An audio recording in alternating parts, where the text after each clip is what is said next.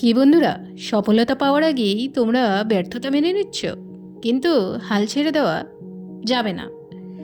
আমি পারবো না, আমি কেন পারবো না? বন্ধুরা, একজন চাওয়ালা যদি দেশের প্রধানমন্ত্রী হতে পারে, তো আমি কেন পারবো না?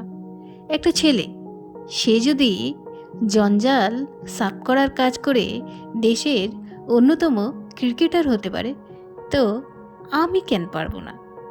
একটা মানুষ যার কোনো ডিগ্রি নেই, ডিগ্রি ছাড়াই শুধুমাত্র পেট্রোল পাম্পে কাজ করে বেস্ট বিজনেসম্যান হতে পারে, তাহলে বন্ধুরা আমি কেন পারবো না? একজন হাই স্কুলের বাস্কেটবলের টিম থেকে বাদ দেওয়া হয়েছিল, এবং বাদ দেওয়ার পর যদি সে দুনিয়ার বেস্ট বাস্কেটবল প্লেয়ার হতে পারে, তো বন্ধুরা আমি কেন পারবো না? কিছু লোক কলেজে ড্রপ আউট হওয়ার পর যদি কলেজ হায়ার করতে পারে, তো আমি কেন পারবো না?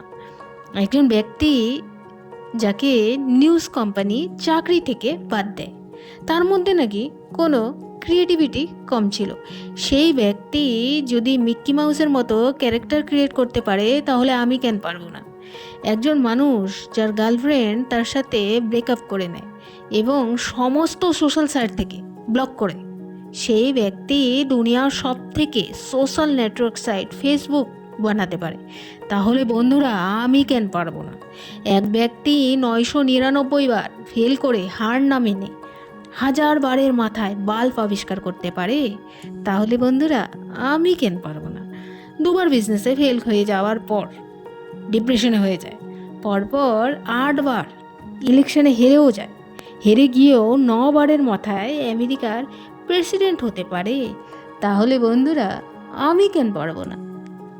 একটি মেয়ে যে 9 বছর বয়সে সেক্সুয়াল অ্যাবিউজ হওয়ার পর 10 বছর বয়সে প্রেগনেন্ট হবার পরেও লোকাল টিভি শো থেকে বের করে দেওয়ার পরও অস্কার জিততে পারে এবং কোটি কোটি টাকা ইনকাম করতে পারে, তো আমি কেন পারবো না?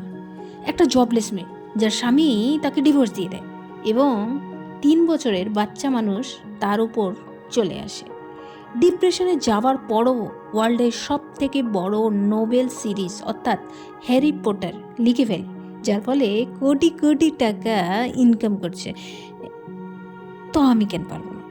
এক ব্যক্তি যার পুরো বডি প্যারালাইসিস হয়েও সে বডি নাড়াতে পারে না, সে যদি ওয়ার্ল্ডের বেস্ট অফ সায়েন্টিস্ট হতে পারে, তো আমি কেন পারবো না?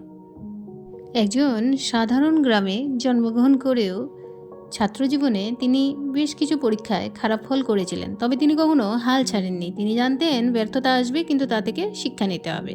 1979 সালে ভারতে প্রথম স্যাটেলাইট উৎক্ষেপণের প্রচেষ্টায় তিনি ব্যর্থ হয়েছিল।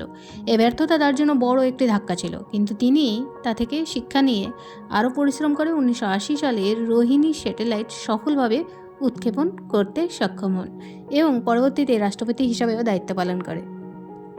তো বন্ধুরা আমি কেন পারবো না?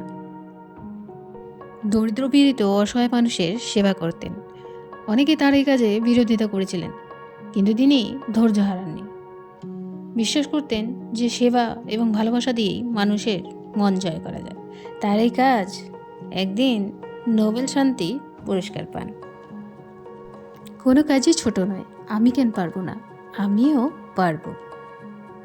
দক্ষিণ আফ্রিকার এক মহান নেতা দেশকে স্বাধীনতা ও সমতা অর্জনের নেতৃত্ব দিয়েছিলেন। তিনি 27 বছর কারাগারে কাটানোর পরও তার লক্ষ্য কিন্তু সরেনি।